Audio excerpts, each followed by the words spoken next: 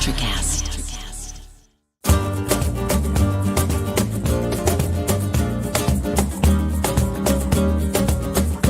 Hello and welcome to Abracadabra, Create What You Speak. I'm iLan Azoulai, your host, a spiritual mentor and a sound therapist. This is an empowerment program with guests from all over the world who will share their light and their gifts of art, knowledge and wisdom to inspire you to be the best version of yourself. Hello, welcome to Abracadabra. I'm iLan Azoulai. Thank you so much for being here. This is an empowerment program where I bring people from all walks of life to encourage and to empower you to remember yourself and to reclaim yourself and to remember your gifts and to manifest the life that you desire. And the guests here are here to encourage you to voice their gifts, and manifestation starts with imagination. And it is all about our relationship to ourselves. My guest is a wonderful colleague I've met at a workshop. As a relationship expert, Dr. Heather Browne has worked with thousands of individuals and couples in psychotherapy. She is published in hundreds of journals, has an active YouTube channel, and has been featured on ABC 7 News, was the relationship expert on KDOC Daybreak OC, and is published in Inc., Toronto Sun, Thriving Family Magazine, Light Plus, Live, Brain, Scary Mommy, and Psychology Today. And there are more.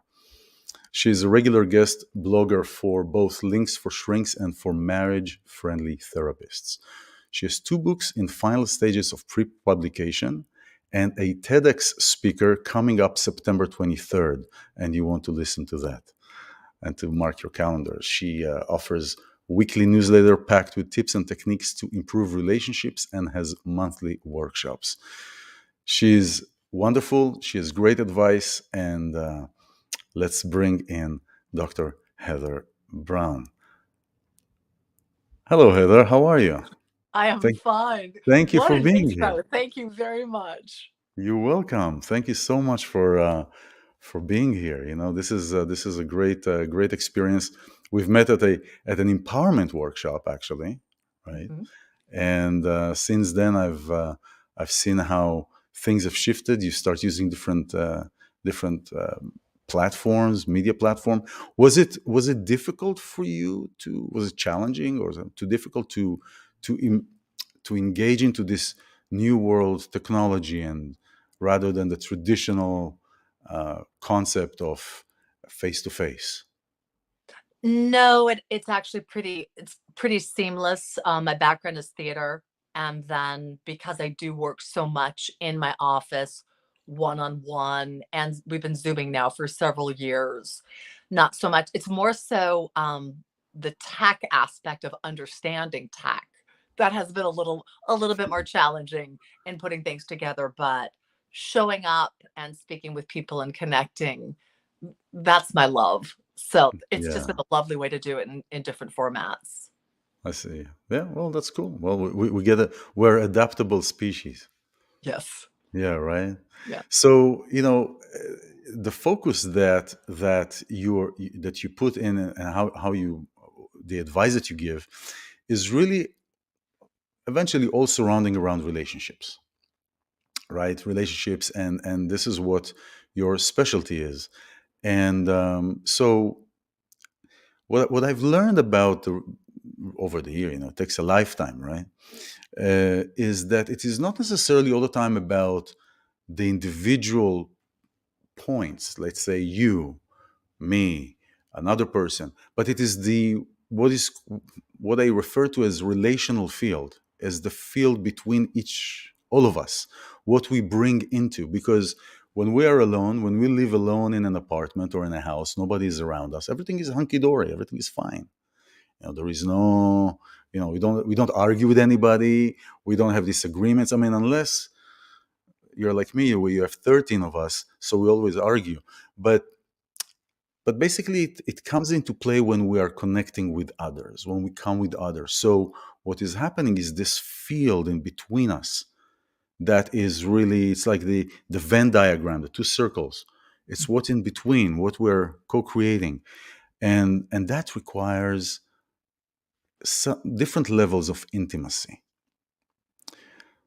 So, with the people that you work, how do you? First of all, what is intimacy for you? Mm. Intimacy would be the ability to share all of who you are at any given moment and be willing to explore that with another and how it impacts them and how they impact you. Hmm. It's the usness in a moment, which changes at every single moment, depending upon what we're feeling, what we're thinking, what we're offering, what we're creating together in that moment. So, truly finding the moment together in a way that is supportive and nurturing to me would be intimacy. Hmm. So there is also, so the intimacy is the, so so we are actually, whether it's communication, how we communicate, and that's an aspect. But isn't it also how, what place we inhabit within ourselves when we are sharing? Because we can be in a place of expansiveness, or we can be in a place of contraction, of feeling all kind of, maybe self-esteem or self-worth, and then the intimacy quality changes. So what would you work first on the person, on how they see themselves, so they can be in a healthy intimacy? It would Or depend upon what they come to me for. If they're coming to me within a relationship, then no, then we're going to be working on it in the relationship. If they come to me individually, then yes, we'll do that. And mm, you don't always need to do one before the other. I think it's probably the wisest to really have done your self work before you step into a relationship, mm, because then I think you have so much more to offer. But yet, whenever you step into a relationship, you're going to find what it is you need to find. And part of that will be your internal intimacy, and part of that will be your intimacy with another. So, whether you're brand new to relationship with yourself or with others, you're going to find that which you need to find. I think the challenge is recognizing that and not fighting that or being angry and upset with that, but really looking at that and questioning, why am I having these thoughts? Why am I having these feelings? Why am I reacting in this way? Or what's mm, going on inside of you? And to walk through that as best you can together. mm. Yeah. So self in so s- working so somebody comes to you about a relationship, all right? They have an issue, they have issues between one another, and you notice that, the reason I ask this is because you notice, as they come to you about relationship, you notice that, it's not really about the relationship, it's about how this person sees themselves. So now, like you said, if well, you said if they don't come to me about working about themselves, and I'm working about the relationship. But how do you navigate when you notice, and you see it as just like the sun is in the middle of the day, right? You see it clearly that it's about this person's way of looking at things, the places that he or she inhabits within themselves. Do you deviate to that? Do you suggest? I mean, how do you deal with this? It happens all the time. What I would say, gosh, I didn't hear him say that in his response. What I heard him say was, da da da da da. I wonder how that thought that you expressed came into play. Or, gosh, that's a really strong feeling that you're having right now. Can you share with us more of that Mm, so we can understand what your experience is? mm, So it happens all the time. And so there's the clarity of trying to help them see, is it a belief that they have? Is it a misunderstanding of an interpretation? Is it something that is actually being said? There's places to explore all of that and to try to help them find what their individual truth is, and then question if that truth is accurate or if it needs to still stay. Triggers are something that's really talked about a lot now. And people will say, you triggered me, which is not accurate. No one triggers anybody else. You You say don't think something, so? no, Oh, you say interesting. you say something, you do something, and inside I am triggered. You haven't Yes. done something that triggers me. I have Yeah. a challenge with something, and that Yes. gets triggered. It's like Yes. rubbing against sandpaper. And so when we say you've triggered me, we now make the other person responsible to stop doing that behavior, that thought, that action to take care of you. So I can So say I was. me, So I can say I was triggered. absolutely. I Like, can oh, say I I was felt triggered triggered. just now. And then there's the place of, okay, so the trigger is trying to show me I don't feel safe here. Hmm. I don't feel comfortable here. This feels like something that I remember from before. Let me take care of me to make certain this is different. Or if it's not, how I want to respond to this differently than I did before. But any challenge we have is within us. And we try to make it the other person's fault. But it's a whole it's harder in a lot of ways to take full responsibility, but in the bigger picture it's so much wiser because then you can decide what you do with it, and it might be to step out of the relationship, Yeah. but as long as you make somebody else responsible for your success, you're in trouble. So if But I feel triggered yeah. by something, I got to look at what went on. How does this remind me of my childhood or my last partner? What's going on that I am now making you somehow tied with them? You haven't done that. You've just Hmm. been you. And I don't like this aspect of you because it reminds me of my ex. But the person you're with hasn't done anything to trigger you. No, you see, I don't see that when I say you've triggered me. I don't see it as putting the blame on me personally. I don't see it as putting the blame on me, but you've been the catalyst to evoke. It doesn't mean that anything is your fault. It doesn't mean that it is your responsibility. But there is here something that I was triggered. Otherwise, I wouldn't say that I was triggered.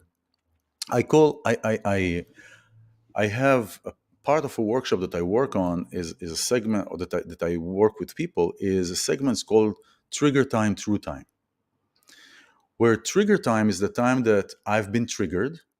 And this is about self work. It's not about correcting somebody else or any of that thing. It's about from the moment that I've been triggered until the moment I realized that I was triggered, which is true time. So you can trigger me and I go all day with all my in a way these thoughts and stories in the head and making stories in the head and blaming somebody else. It's kind of there is some comfort in that in this suffering in this illusion of suffering. Uh, but until the moment that I realize that I got triggered, I'm in a movie, and it's not mine, and it's not mine. So the, the more we realize that, aware of that, first of all, be aware that there is a shift in my place, in the place I feel like I triggered. I see somebody that I had something with, and I'm all boiling up. Oh, what am I going to say? Oh, he's looking at me. Da, da, da, da, da, da, all these kind of things. Until I realize that I was triggered, which is kind of deflating the balloon. So all this time is a movie that is not mine. And the more I realize it, the more I'm aware of it and conscious of it, that time shrinks. So maybe in the beginning it was 2 days, maybe it was a day, maybe it was a week, But the more I'm realizing that, then it shrinks until a moment where I can actually realize it live as it happens. As it happens, where somebody said something, oh, well, like the best example is road rage, right? When somebody cuts me off, one time I was in Israel and somebody was slow and I passed him and went a little front and came back. So the guy behind me got upset, raced to me, rolled the world the wheel around, looking at him, and he starts yelling at me, "Are you tired of living?" you know, Well, that kind of thing. So I realized I rolled the window and continued. It is not about me. For that person, I'm only a variable. mhm. It is not. So if I get triggered like that guy got triggered, I was triggered by this thing, and road rage usually doesn't go away until it explodes. So it's that moment that the more we're realizing that, more we can come to real time actually realizing that, oh, well, hold on, I'm being triggered. And that is that's something that just when you said that, it just triggered me to remember. Well, I think it's if you take the power within yourself. And Yeah, so yes, I mean, I would hope that time between being triggered and realizing you're triggered is short, because the power is in realizing you are in a story that isn't necessarily true, some probably not positive fantasy you're in, that's right.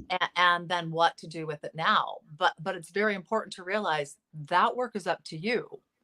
That's I right. do think a lot of people do use triggers as a way to say, you shouldn't do this because I've gone through this. You shouldn't do this. And we think we're asking them to help us, but we're actually losing our own personal power by saying, you've got to be safer for me, instead of saying, I will keep myself safe. Yeah, you mentioned in one of your publications that we should eliminate the word should, and it is Mhm. very true. It's very true. I don't remember the name exactly, but eliminate. Oh, it's about relationship, rekindling relationships. Uh, uh, should, because should is an expectation based on my wants. Right. You should change so I can feel that I can approve, right? You should do this so I can approve. And many times we grow up in this kind of environment where we're coming to our parents. I mean, our parents, our family, our society. Oh, you should do this. You shouldn't do this. You should do this. You should do this. We're kind of similar generation where back in the 80s, 70s, there wasn't this awareness and mindfulness, and so it's just make sure that the door doesn't hit you on the way out, when you leave the class, those kind of things. so Don't end up in so jail was what it was common when I was a kid. Just don't end up in jail. just don't have, Like okay, well, so where did you grow up?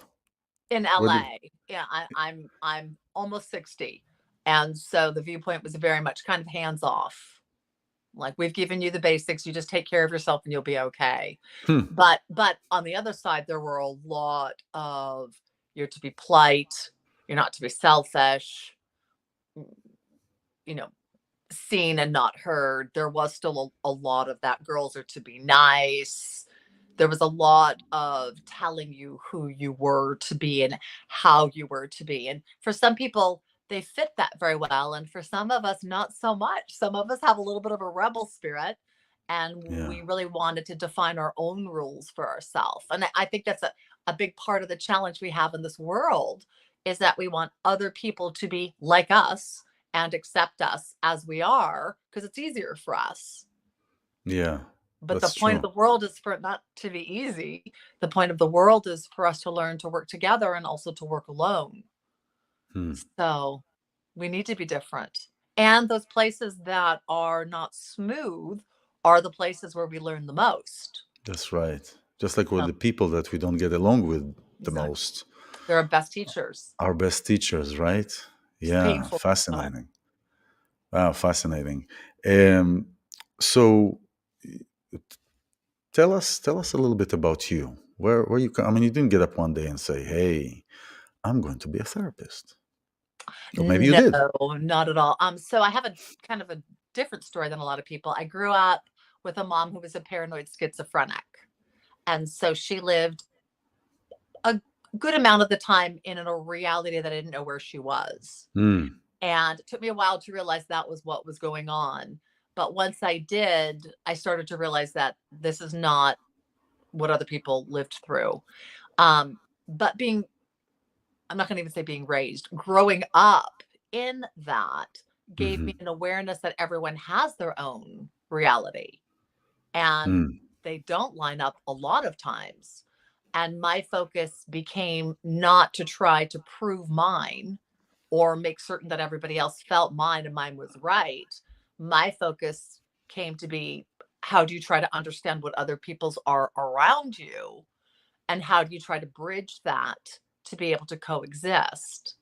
Um, she killed herself when I was 16, which threw our whole family into just a Hmm. whole nother level of uproar. Hmm. And I became a therapist through that experience of needing to go to therapy for me. to help myself just deal with all that had gone on. And then really very quickly fell in love with the process, fell in love with helping people find who they are and who they want to be and how to reparent themselves. And so that's where I see. therapy raised its head. Hmm. Did you feel in any time, maybe before you discovered that she's schizophrenic or after, did you feel any time any guilt, anything that had to do with you that was? There was one time that it's in my book, and it's one of my biggest takeaways for clients. It was shortly before she killed herself. I don't know if this incident added to it or not. I know it didn't help. But when I grew up, there weren't cell phones, there weren't answering machines. You just had a telephone, and you'd Hmm. call from a payphone, and it would just ring and ring and ring and ring. That's right. So my mom couldn't work because of her mental situation. And so she was home. And it was a day where it was pouring rain, and she didn't come to pick me up. And it was wet. It was cold. She was 3 hours late. My books were wet. I was getting really, really mad. And I had called probably 100 times, and she never picked up. She finally pulled up. I opened up the station wagon, and I just let loose on her, which is not something I ever did to my mom before. It's not something I ever suggest anybody ever do ever, Mm. especially not to someone who's a paranoid schizophrenic. But I just started screaming, "Where are you? You don't love me. I'm going to fail my task." Just vomiting all my putrid rage all over her, kind of like road rage, but we were stopped.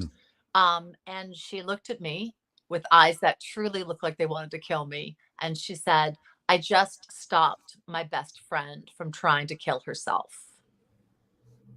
Mm. And I just went, and of Mm. course, I tried to apologize, and Mm. she wouldn't have it. We drove home in silence. She would not talk to me. She would not talk to me that night. We never talked about it again. She refused to talk about it. Mm. If I had opened the car door and simply said, "What happened?" Mhm. she would have shared it with me. Mm.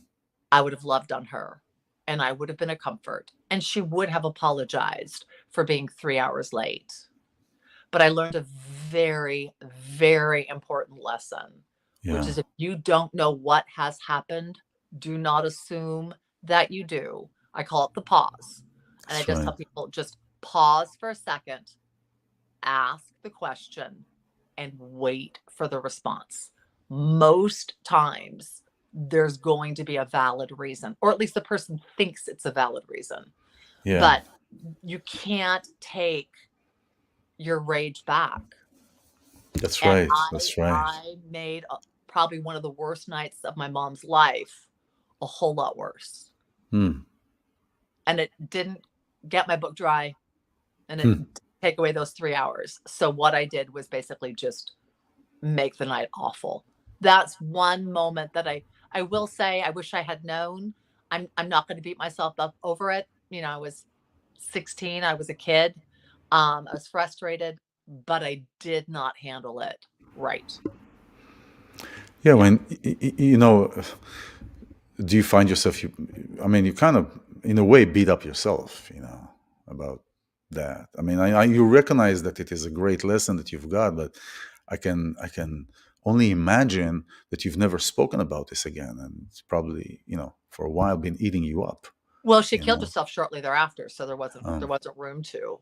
I mean, I've talked about it my whole life, so I've talked about it a lot, but I can't resolve it with her. But she that's right. wasn't mentally in a state toward the end of her life to resolve things much either. I tried. I Yeah, 100% tried that's the thing. numerous times, It's but she refused.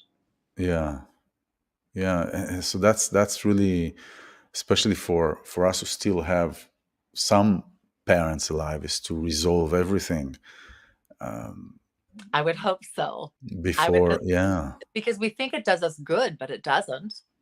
It doesn't do us any good to harbor resentment. And no, not at all. even if you're going to decide you're not going to be in my life, do it in the way where you release that anger and that hatred. It doesn't do you any good to stay in rigidity and anger and resentment. If you feel like I can't have you in my life, then come to the place where you really give yourself that truth. Like, I needed to do that for me, and that's okay for me to do. And maybe they don't like that, but I've needed to take care of myself. And then, whew, and then let yourself be cleared of it as much as possible.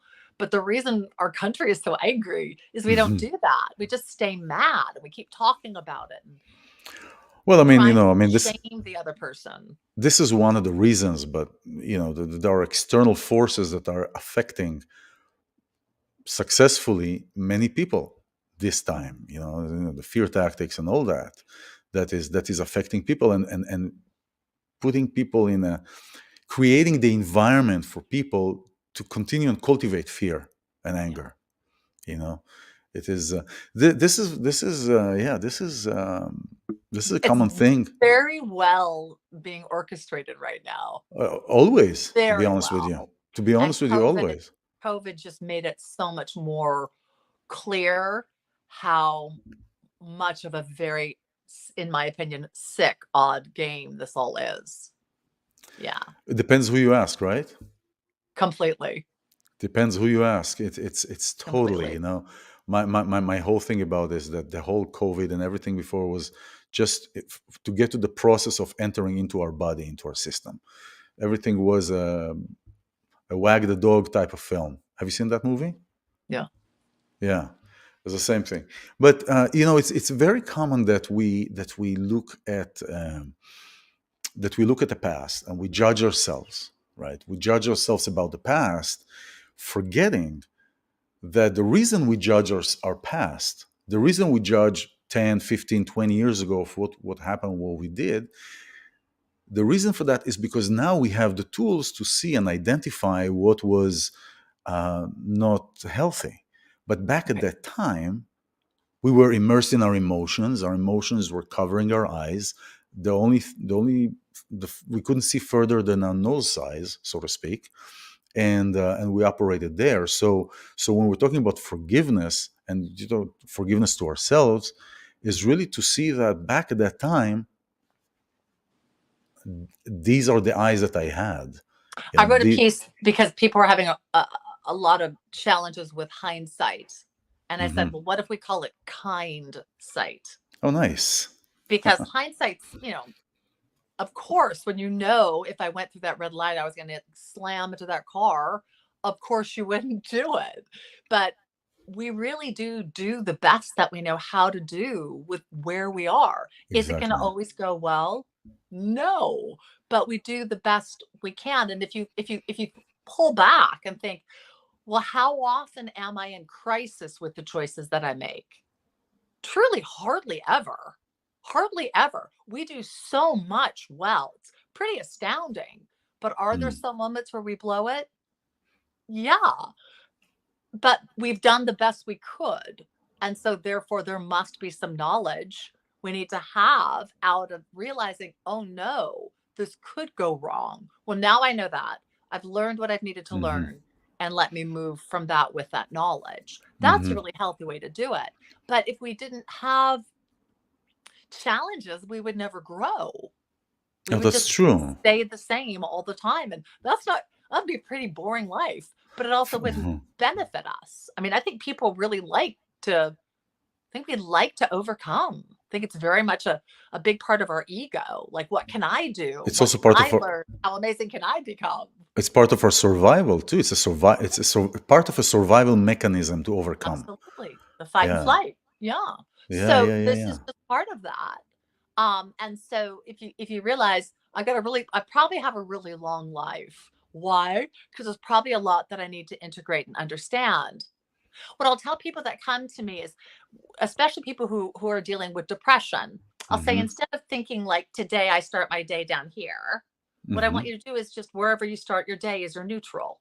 So if it is a day that feels super high, that's still your neutral. If it's a day that feels really low, that's still your neutral for today. Hmm. Because if you start the day feeling like you're way down here, Hmm. it's really hard to begin. So if you Hmm. make, okay, I woke up today and oh, I'm a 2. Okay, so Cool. So I'm going to make that, this is a 5. This is where I am.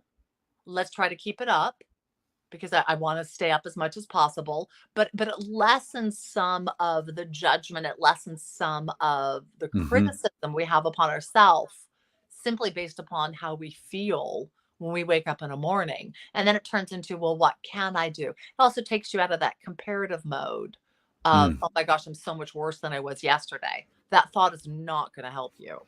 That's right. It's just going to perpetuate, you Right. know? Right. It's, I like to say that we are like we are like TV boxes, Hmm. like televisions, and we have 20 channels. And today, when I'm going to broadcast sports, who's going to come? Sports people. Tomorrow, Right. I'm going to broadcast documentary. Tomorrow, I'm going to make a documentary. So it's not only how I feel, but how I feel is also what I bring in, right? Absolutely. It's how do we manifest and what we bring in, and so this is going really to a continuous growth of. I see it as growth of authenticity because I see authenticity as dynamic. Mhm. When we say be authentic to yourself today, tomorrow you're In going to this be different moment, authentic. just even in this moment, Yeah, yeah, because but I haven't done Heather in 30 seconds yet. So I don't even know what that is. We really exactly. are So writing our story as we write it. exactly. So when people say, "Oh, you know, you connect to yourself, you connect to your authentic self," I have a hard time with that because the authentic self is always changing. It's like trying to It is. catch the moment. It's like, wait, here's the moment, but it's gone, right? So the authentic is always changing. Mhm. So being in this place of recognizing where I am at this moment goes together with what you said about let's just look at today. Let's just look at now. Let's not worry about tomorrow because tomorrow never happened yet. Right. Although what will be already happened, but tomorrow never happened, right? So it is very, yeah, no, this is very this goal, this is great, is to look at today and to say, okay, I am here today. Let's And see what am what. I aware of? What am I Yeah. feeling? What am I experiencing? What's the intentions that I want to have for today? Hmm. Those all make up how your day is going to go. And then I think it's very important at any moment that you feel you're blowing it to tell yourself, oh, like let's start over. I homeschooled my kids for many years and um sometimes just sometimes they just would be a little bit difficult. And so when they were, I'd say, oh, I know what we need. We need a start over morning. And I'd run to my bed with them. We'd throw the comfort over our head and I'd go, and then I'd throw the comfort off and I'd say, good morning. I love you. And they'd laugh and laugh and laugh. And then we'd have a reboot of the day. But you can have a reboot at any point. You say something you wish you hadn't said, you can say, oh, I didn't say that correctly. Let me do that differently. Or you start to do something that you know really doesn't best serve you. You can stop and say, oh, I'm so glad I caught myself in that. Let me do this because this serves me better. We Hmm. get to choose in every moment who we are. That's right. So there's the truth of you have the opportunity to decide for yourself what you're going to experience today. And if you are feeling sad, if you are feeling blue, a lot of us will stay there and let ourselves stay there and know we're staying there.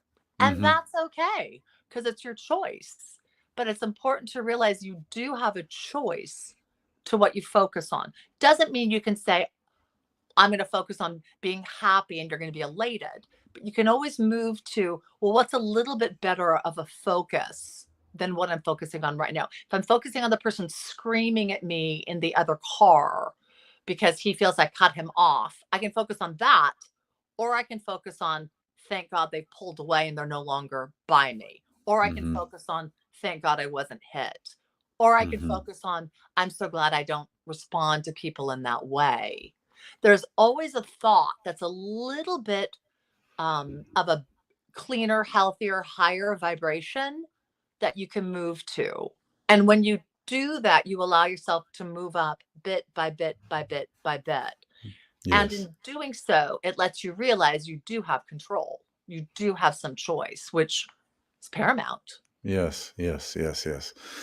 Yeah, this is great. One of the tools that I to support what you're saying, one of the tools that I give, because I work on manifestation and power of the words, is really the words that we say and to utter the words out so we can hear it back.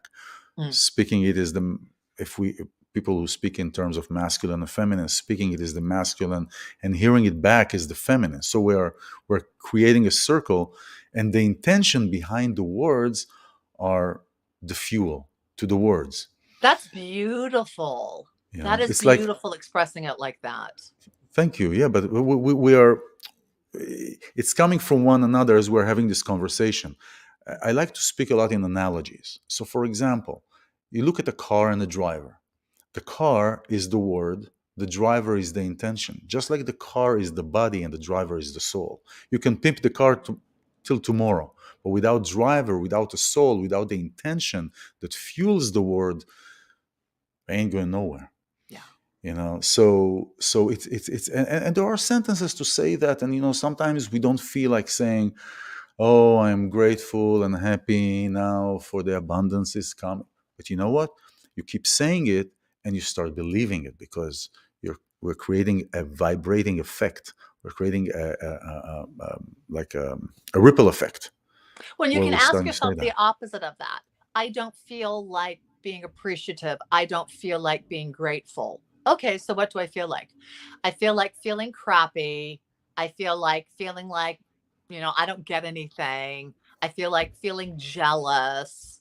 And when you say that out loud, you're gonna be like, no, no, I really don't. Okay, so how about I'm a little bit grateful? How about I'm a little bit thankful? I heard a story that I loved, and it was about a woman who went to see a therapist, and she'd had a Hmm. dog that she just adored, and the dog had recently died, 15 years, and the woman was devastated.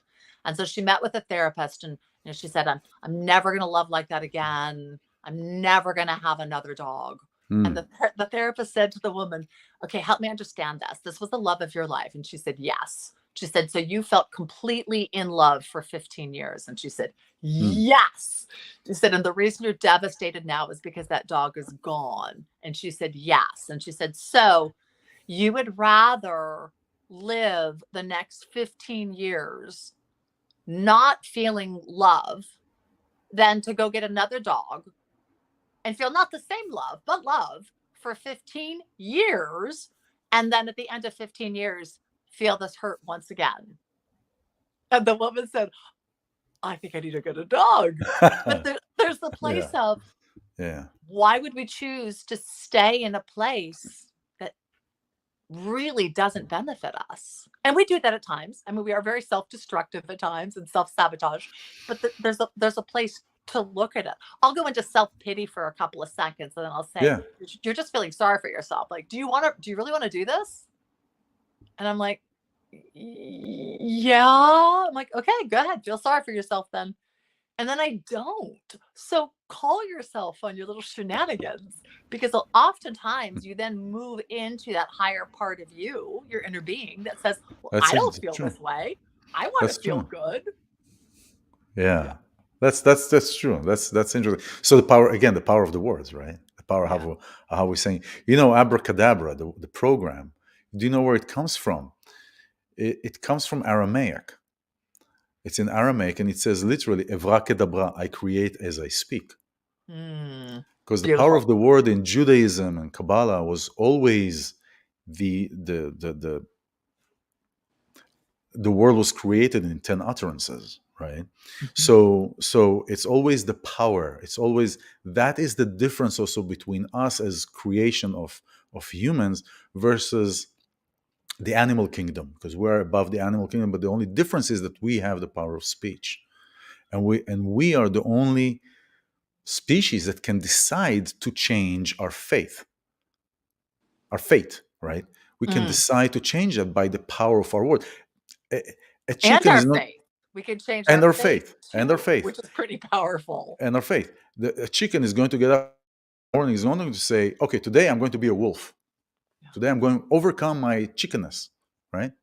It's not going to happen, right? But we can say, you know what, yesterday I did this, today I'm doing this. Mhm. I don't want to be there anymore. This is where I want to be. Right. So I'm going to say how I feel. And yeah, this is Now you mentioned to me earlier that your husband passed away Mhm. as well. And how did that take you into a spiral of some sort? I mean, it's natural because we're losing somebody we live with and we are with. How did that affect you, and how did that empower you maybe to bring more to what you're doing? It was a tough time. It wasn't expected. And my kids were 14 and 17, and we were completely not prepared Hmm. in any way. He was 51. He had just turned 51. So it was sudden. It was a shock. Um, it, I'm it, sorry to. I'm sorry it was, that's. it was a crazy year. Hmm. And getting them through was most important. The part that for me was just like, come on now. People said to me, you know, for anybody, you're the best person for this. And I'm like, dear God, what a horrible thing to What? say. And what they said was, well, you're a therapist. So, and you've lost your mom. And I'm like, okay, so number one, why do I have to lose my husband? But let's go super big. Why do my kids have to live through what I lived through? Like, how crazy is that? But we bonded together really tightly. We became the three Brown Sketeers and really loved on each other, really held each other in our darkness because there was a lot. There was a lot of darkness. There was a lot of Hmm. anger. There was a lot of hurt. There felt like a lot of betrayal, a lot of letdowns. And so we just loved on each other through that. I was already very close with my kids, but we certainly became a lot closer. Hmm. And um, the part that was the hardest for me was letting out my grief because I didn't want to do that in front of my kids to the extent that I was feeling it because they were going through so much. So I would wail, which I had never done before, but I literally wailed from 3 to 6 in the morning in the Hmm. bathroom by myself. Hmm. Hmm. And I would just cry and cry and cry and cry and cry and cry and cry.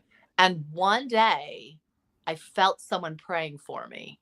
It was at 4:15 in the morning. I literally felt it.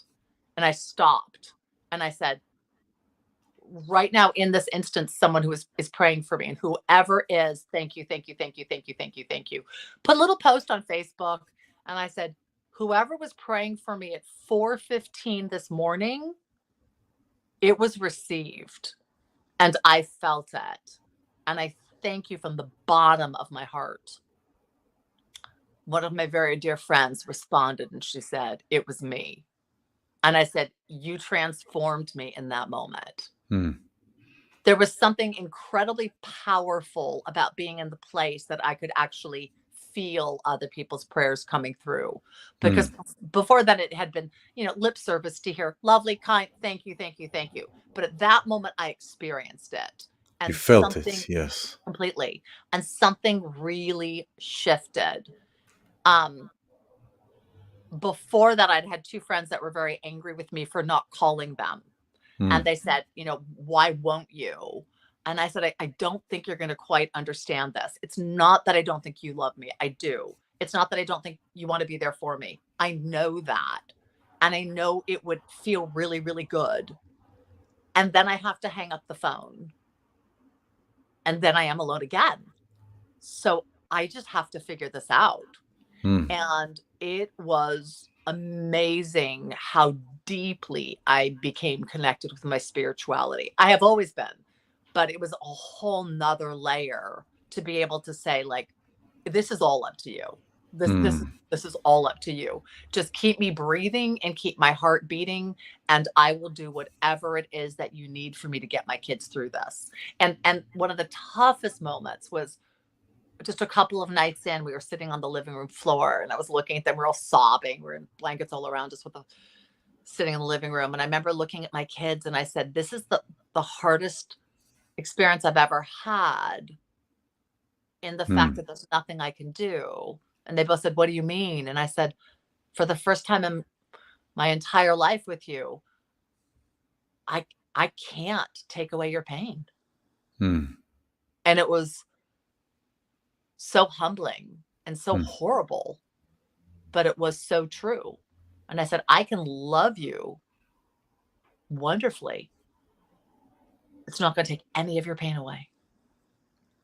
And it That's was true. really good that I realized that, because then it allowed them to grieve as they needed to grieve, as deeply as they needed to.